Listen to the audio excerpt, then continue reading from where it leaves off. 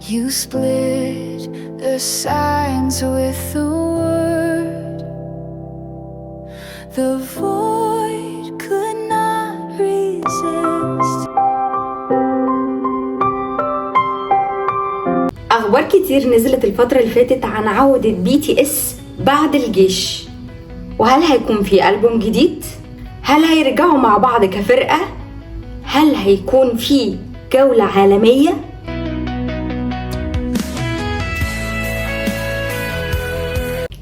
عملت سيرش كده ولقيت ان في مصادر كتير كورية وعالمية، فقررت ان انا اجيب لكم كل التفاصيل اللي قالوها واقولها لكم، وهنشوف سوا ليه رجوع BTS في 2025 هيكون اقوى رجوع للكيبوب في تاريخ كوريا.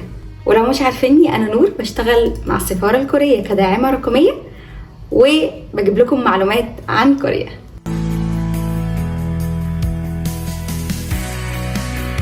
من اول ما بدأوا الخدمة العسكرية وكل الارميز مستنيين رجوعهم، ولو بتسألوا مين الارميز فدول الفان بتوع BTS واللي هم الارمي.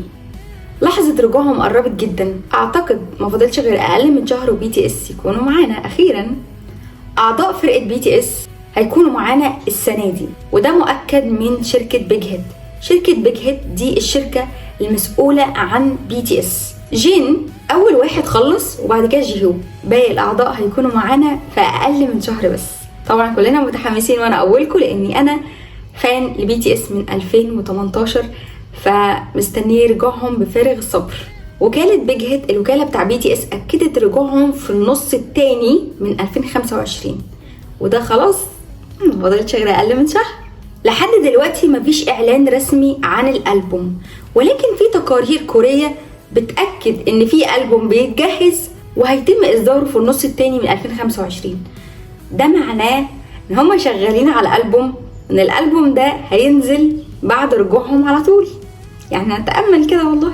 طبعا كلنا متحمسين وانا اولكم، علشان اخر ألبوم عدى عليه فترة كبيرة، واحنا بقالنا كتير ما شفناهمش مع بعض، ما شفناهمش بيغنوا كفرقة. انا بصراحة ما بحبش التفرقة قوي، لان انا كنت فان لوان دايركشن، ولما اتفرقوا اتضايقت قوي. عارفين لما تبقوا فان لحد وشايفين حد دايما، يعني هما دايما مع بعض، فمش مش متقبلين ان انتوا تشوفوهم لوحدهم. فانا كذلك بحب اغانيهم كل واحد لوحده، بحب اغانيهم جدا، ولكن انا عايزه ارجعهم بقى قريب، خلاص كفايه كده.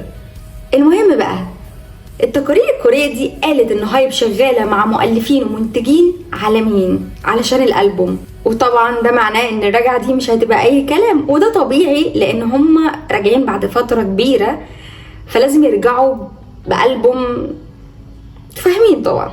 فالرجعة اكيد هترجع قوية تقلب الكيبوب كله.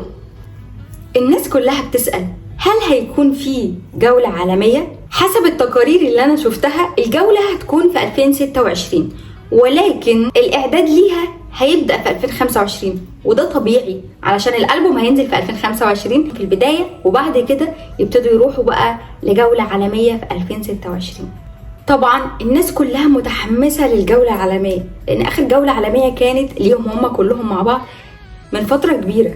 فطبعا فكرة ان هم يجتمعوا في مسرح تاني، في حماس للموضوع. انا متحمسة، مع ان هم بيجوش مصر، يعني انا نفسي يجوا مصر، بس انا متحمسة علشان احنا هنقدر نشوف الحاجات دي لايف تاني ونتفرج عليها. فانا بجد متحمسة للجولات بتاعتهم، متحمسة للألبوم، متحمسة لرجوعهم جدا.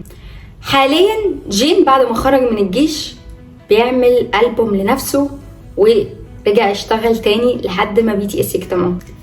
كمان جيهو رجع وعمل اغاني، والاغاني مشهوره دلوقتي لحد برضو ما الفرقه كلها تجتمع. الذكرى ال 12 لتاسيس BTS قربت، وانا حاسه ان في الذكرى دي هيحصل حاجه، اذا كان بقى جيهوب هيدينا لمحه عن رجوعهم ولا جين، ولكن هيحصل حاجه هتعرفنا وتاكد لنا ان هم خلاص راجعين قريب قوي. بجانب الرحله الجماعيه، كل فرد شغال على ألبوم فردي ليه. طبعا لحين رجوع BTS، في تقارير بتقول ان جين شغال على ألبوم هيصدر في 16 مايو 2025 اسمه ايكو. الألبوم ده فيه 7 أغاني وفيه 2 تعاون الأول مع ينا، والتعاون التاني مع كولد بلاي وخطيبة كريس مارتن داكوتا، الممثله اللي هي داكوتا. ايه انا بجد متحمسه اشوف الاغنيه اللي هيكون فيها التعاون ده. يعني ايه، طبعا باقي الاعضاء قربوا يخلصوا الجيش وهيبداوا يرجعوا واحد ورا التاني، ولكن كلهم هيتجمعوا قبل نهايه السنه. اول حاجه كلنا متحمسين، انا متحمسه جدا، انا بحب BTS قوي من 2018 من بدري يعني. وقت الكورونا بجد كانوا اكتر حاجه مسلياني في الحياه، لان احنا في الوقت ده كنا مش بننزل، فاللايفات بتاعتهم، الفيديوهات اللي كانوا بيعملوها اللي هي ران BTS وحاجات كتير كانوا بيعملوها كانت مخلياني، والحاجات الفن بقى اللي هي الالعاب والكلام ده كانت مخلياني بجد مستمتعه، مش حاسه باي ملل، حاسه ان السنه بتعدي بسرعه مع ان السنه كانت كئيبه جدا علينا. بقى في الهام كده ان انا اذاكر كوري علشان اتعلم اللغه، اشوف اسمع الاغاني بتاعتهم وابقى فاهمه هما بيقولوا ايه، اعرف انطق صح، يعني هما سبب حاجات كتير. ف كلنا في وقت الكورونا اللي بيتابع BTS حقيقي كانوا اكتر فرقه مسليه ممكن تتفرجوا عليهم في وقت انتوا بجد عايزين حاجه تخرجكم من اللي انتوا فيه. طبعا بطلتش بامانه ان انا احبهم يعني، لان يعني خلاص اتعودت عليهم، وهم بجد كانوا مصدر الهام، كانوا فن قوي ليا، كانوا حاجات كتير بقى، يعني حاجات كتير، ده غير ان اغانيهم حلوه، يعني غير ان اصواتهم والاغاني وكل حاجه بيعملوها حلوه بصراحه. يعني انا مبسوطه ان انا فان للفرقه دي، مبسوطه ان انا بسمع لهم، ومبسوطه ان هم دخلوني الكي بوب. انا كنت بتفرج بس على كي دراما، وما كنتش بتفرج على الكي بوب خالص، بس من بعد ما شفتهم بقيت دخلت عالم الكي بوب ده.